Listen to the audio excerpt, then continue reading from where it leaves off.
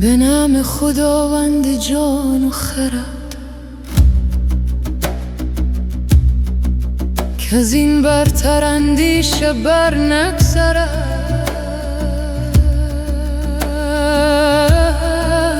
خداوند نام، خداوند جای،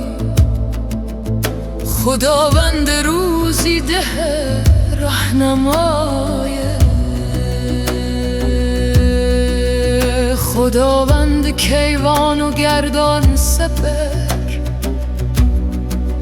فروزنده ماه و ناهید و مهر.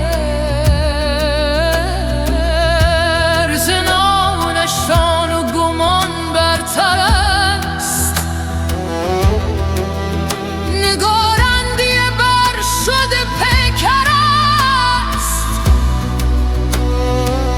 ببینندگان آفریننده را،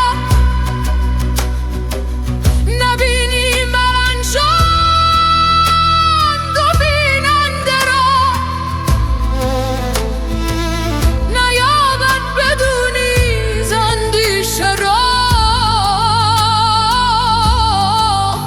که او برتر از نام از جایگاه. سخن هرچه زین گوهران بگذد، نیابد بدو راه جان و خرد.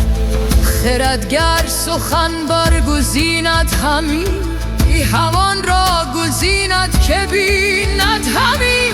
ستودن نداند کس او را چو هست، میان بندگی را بباید بست. خرد را و جان را همی سنجد اوی، در اندیشه سخت کی گنجد اوی. بدین آلت رای و جان و زبان، ستود آفریننده را کی توان.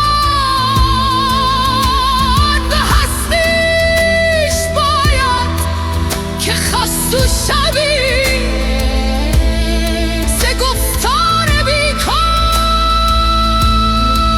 یک سو شوی.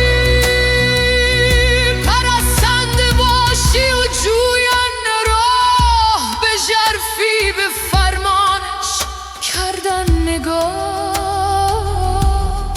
توانا بود هر که دانا بود، ز دانش دل پیر